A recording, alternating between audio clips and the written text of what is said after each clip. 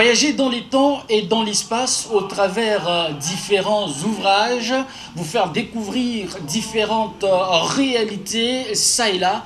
Tel est l'objet pratiquement de l'émission Literatura qui a pour mission principale de promouvoir la culture de la lecture à travers la province du Haut-Katanga en particulier, en République démocratique du Congo en général et pourquoi pas à travers le monde. Aujourd'hui, nous avons le réel plaisir de vous faire découvrir un autre ouvrage qui fera pratiquement objet de notre production. Il s'agit de l'ouvrage Mon arme Mémo. Avant d'en parler, j'ai le réel plaisir de recevoir son auteur qui répond tout simplement au nom de Kouete Prudence Bruno. Il n'est pas à sa première participation dans cette émission, à qui je dis bonjour et bienvenue. Bonjour, M. Christian. C'est un grand plaisir de vous recevoir sur ce plateau de Literatura pour parler de vos œuvres de l'esprit. Merci beaucoup, surtout merci pour cette invitation, cette deuxième invitation. À propos de mon deuxième ouvrage, je suis très, très flatté. Mon arme Mémo. Déjà, au niveau de la couverture, nous voyons les couleurs de la RDC, pratiquement le drapeau sur le visage d'un individu. C'est quoi, d'entrée des jeux, le message que vous véhiculez sur votre couverture? Avant d'enlever le message, il s'agit d'une toile qui m'a été offerte par une amie écrivaine. Elle est de nationalité algérienne. Quand je lui ai parlé de mon projet de livre, elle s'appelle Calice Jade, si vous voyez, c'est signé là, Calice Jade. Son vrai nom c'est Salia Raga et son nom de plume c'est Calice Jade. C'est une grande écrivaine algérienne.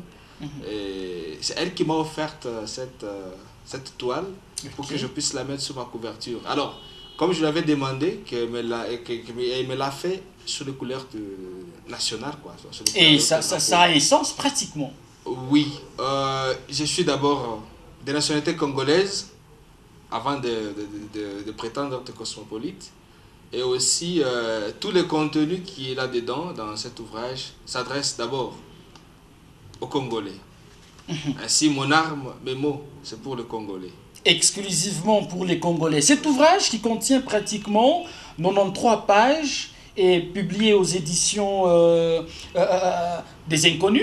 La librairie des Inconnus. La librairie des Inconnus, c'est en France. Et mon arme, mes mots. Votre arme constitue les mots pour, je dirais, faire sortir tout ce que vous sentez au fin fond de vous. Tout à fait. Je n'ai pas appris à faire la guerre. Je n'ai pas appris à me battre. Je ne me suis jamais battu depuis que j'ai grandi. Je n'ai jamais changé de coup avec des amis depuis que je suis au monde. Tout ce que j'ai appris à faire, c'est parler. Tout ce que j'ai appris à faire, c'est écrire.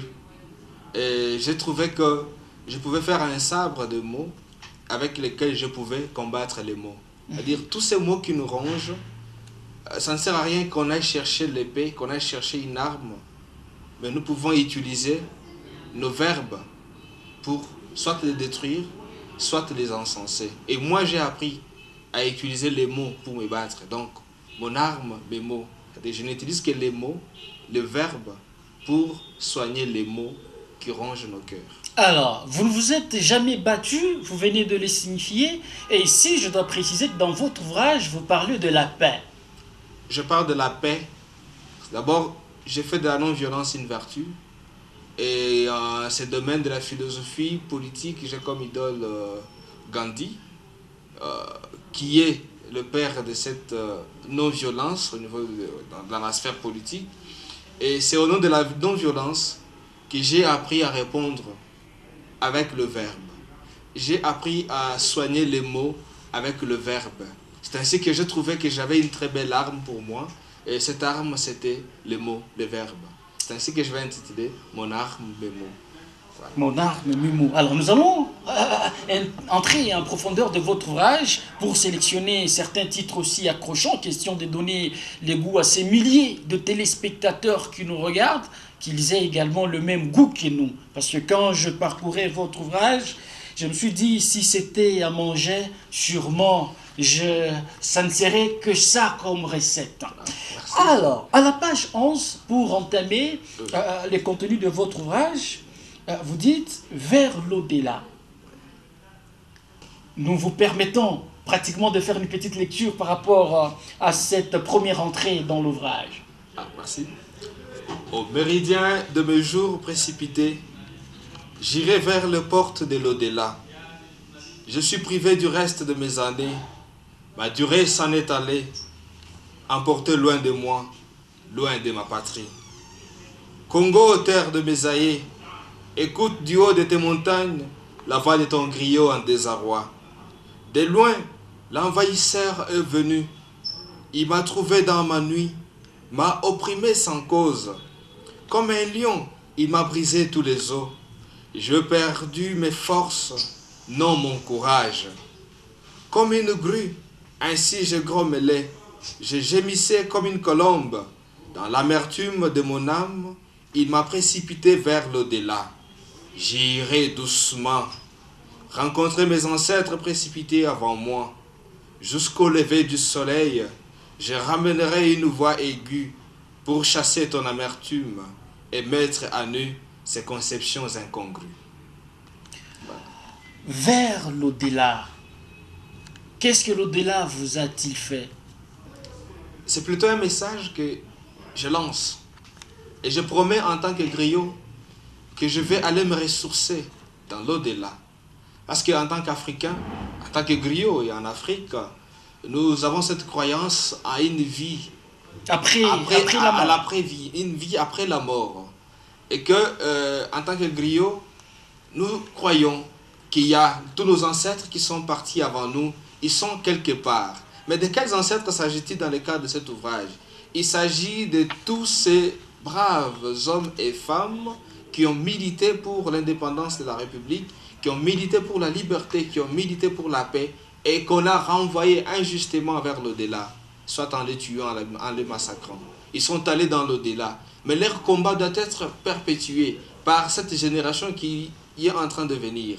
Et pour que ces différentes générations continuent les combats de la liberté, les combats de la paix, ils doivent s'inspirer auprès d'eux.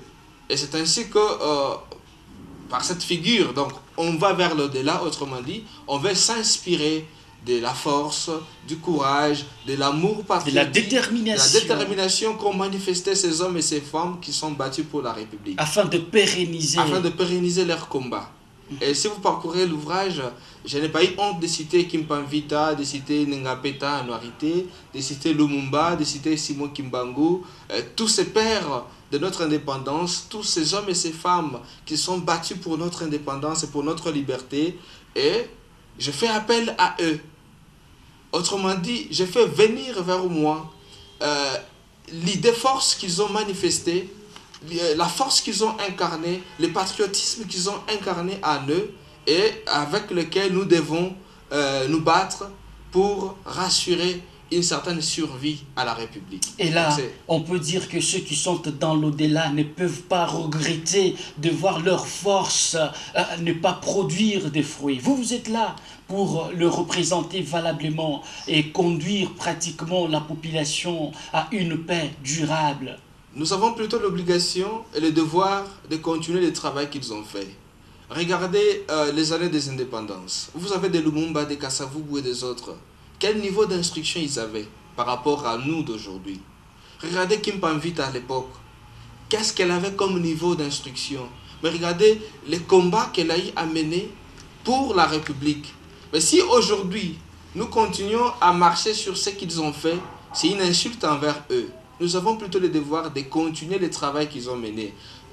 Dois-je rappeler que leur travail était celui de redonner la fierté aux Congolais, redonner la joie aux Congolais, redonner le plaisir aux Congolais. Et aujourd'hui, nous avons l'obligation de faire la même chose, de marcher sur leurs pas, emboîter leurs pas et travailler pour la paix, travailler pour l'amour de la patrie.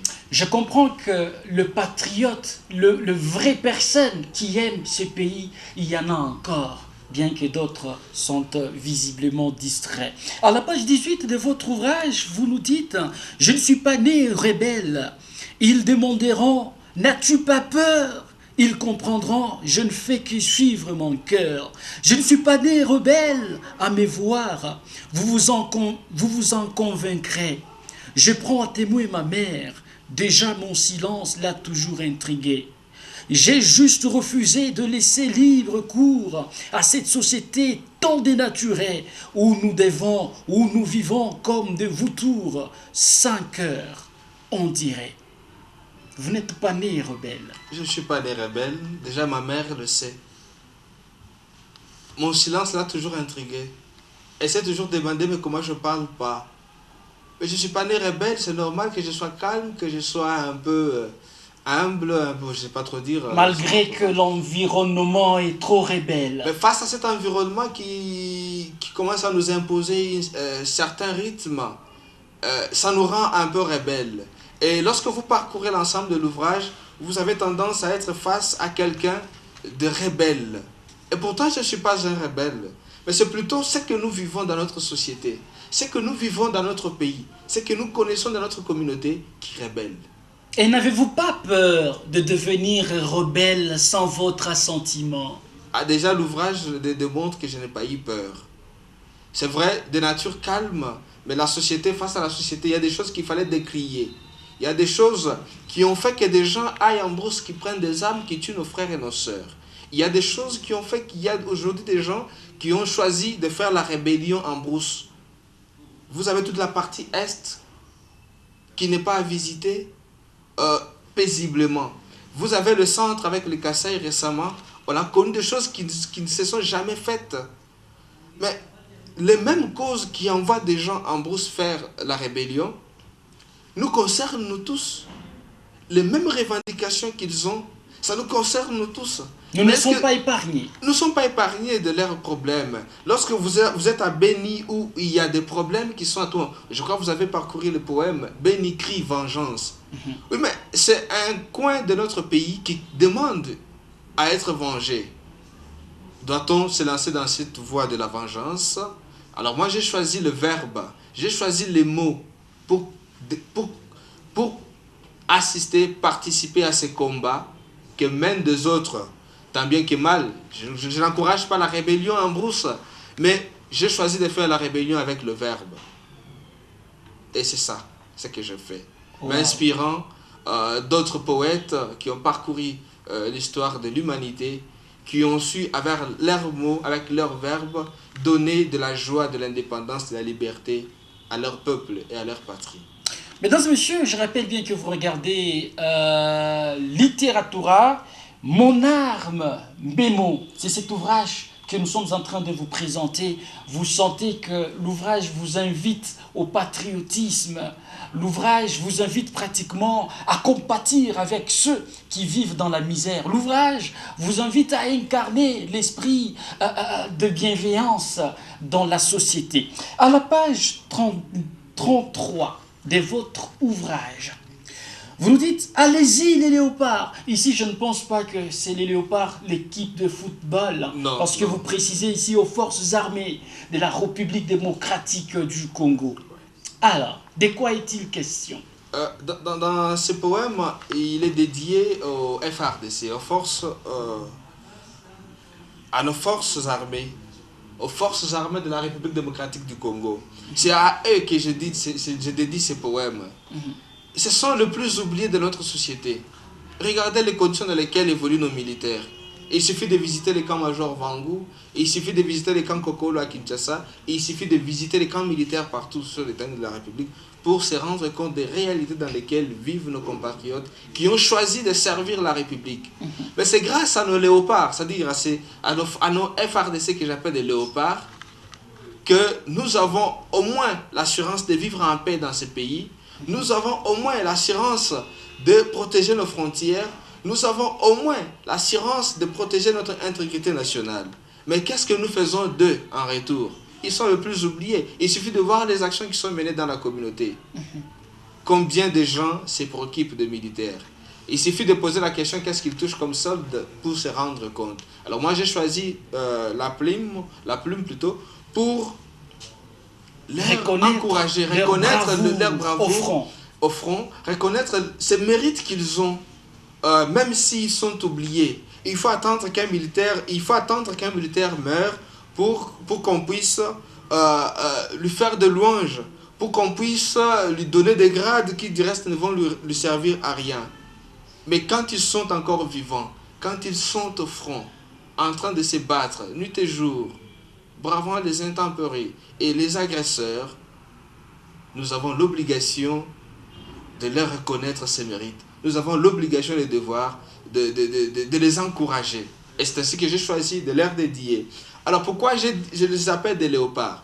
Mais c'est parce que je constatais qu'il n'y a que notre équipe nationale de football qui a au moins l'assentiment de toute la population, de toute la communauté congolaise. Quand il y a un match de football, c'est une intense mobilisation. Il y a une intense mobilisation, il y a des cotisations qui sont faites, il y a des délégations qui doivent les accompagner. Mais quand ce sont nos forces armées qui vont en brousse pour nous protéger, nous sécuriser, ils sont oubliés.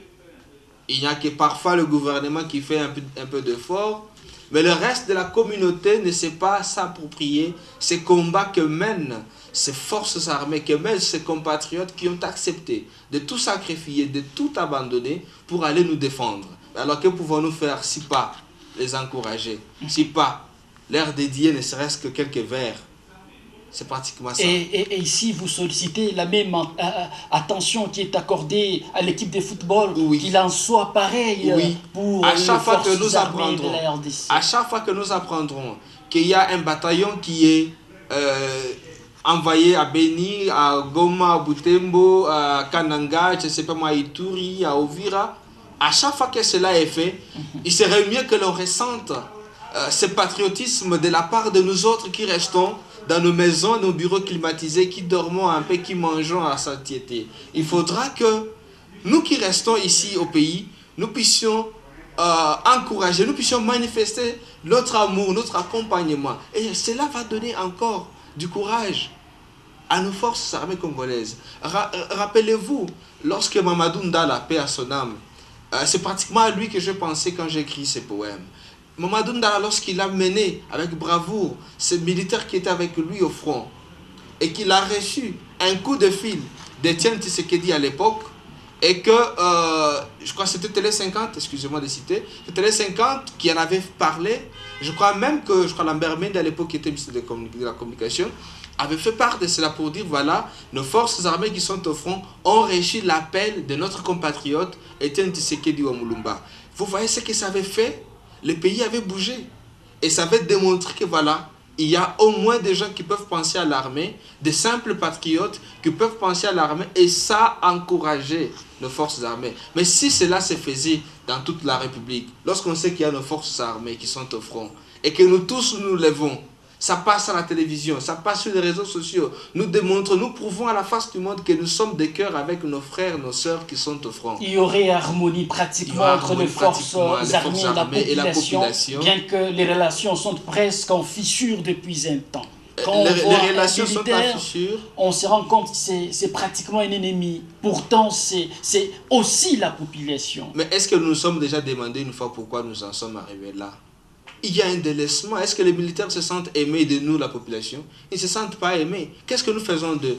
Nous circulons ici, nous roulons carrosse ici. Mais eux, comment est-ce qu'ils vivent? Et que voulez-vous qu'ils fassent?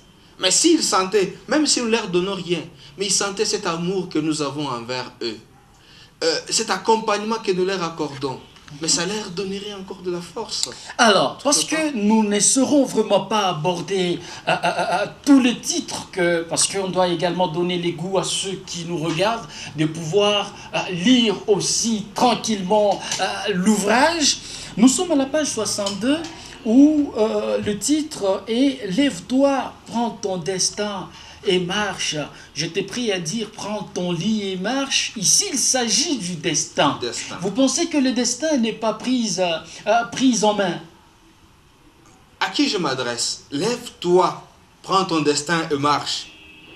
Il ne te reste, ô mon peuple, que tu te lèves comme un seul homme pour contrer ces félons et pilleurs qui marchent sur notre liberté et trahissent l'espoir que nous avions placé en l'avenir. Braves hommes, la République nous convie au grand rendez-vous de l'histoire. Lève-toi mon peuple, prends ton destin en main et marche. Je m'adresse au peuple congolais, je m'adresse à ce peuple qui est resté meurtri, qui est resté renfermé sur soi, mais qui ne sait pas se prendre en charge.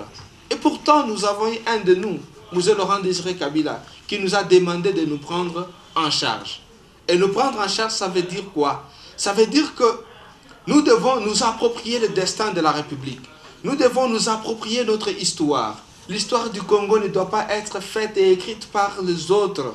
Déjà, Lumumba nous l'avait rappelé. S'il vous plaît, au nom du patriotisme, il faut que le peuple congolais apprenne à écrire son histoire. Mais qu'est-ce que nous en faisons? Nous sommes le même et le seul qui circulons toutes les chancelleries du monde pour aller gâcher, ternir l'image de notre pays et de notre République. Alors que les autres ne le font pas. Pas loin de nous, ici au Rwanda, on ne peut pas montrer tout ce qui est mal au Rwanda. Mais nous, Congolais, nous sommes le premier à aller vendre une mauvaise image de la République auprès des organisations non gouvernementales, les organisations internationales, auprès des chancelleries Les côtés du monde. gauche du pays. Voilà, nous montrons ce qui est mal chez nous. Mais ce qui est beau, ce qui est bon, ce qui est vrai chez nous, nous ne savons pas le faire. Mais alors, que pouvons-nous faire? Il faudra que nous seuls, le peuple congolais, nous cessons de pleurer. Nous sommes devenus un peuple qui pleure à tout moment. Et pourquoi ça? Quel mal avons-nous fait?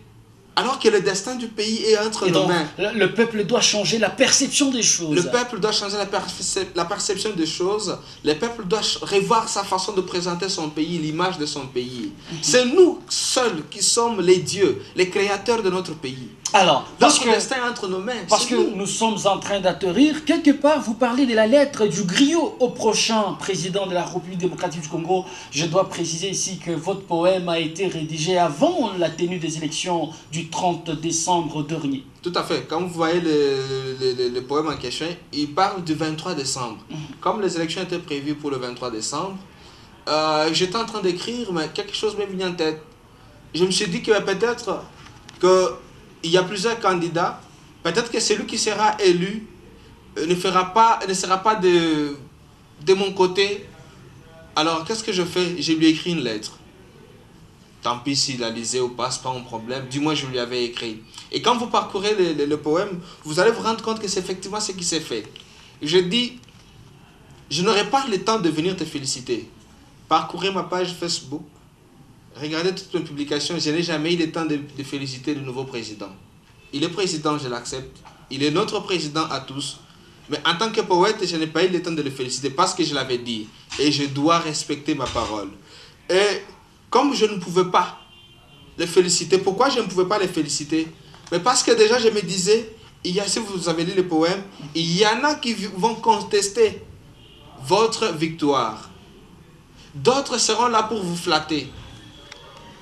Moi, je n'ai pas le temps de venir ni vous féliciter, ni vous flatter. Tout ce que je peux faire en tant que poète et griot, c'est vous mettre devant vos responsabilités. C'est à vous de savoir que le destin de la République est désormais entre vos mains et c'est à vous de travailler pour la République. Mais qu'est-ce que nous voyons aujourd'hui? Il y a des associations qui naissent chaque jour. Il y a des mouvements qui naissent chaque jour pour soutenir le président de la République.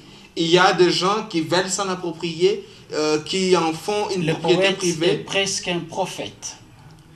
Vous l'avez compris. Alors, nous sommes en train d'atterrir déjà avec ces numéros de Littératura. Qu'est-ce qu'on peut, en définitive, retenir de vous par rapport à cet ouvrage? Tout ce qu'on peut retenir de cet ouvrage, c'est qu'il y a eu tant de mots qui nous ont divisés. Il y a eu tant de problèmes qui nous ont divisés.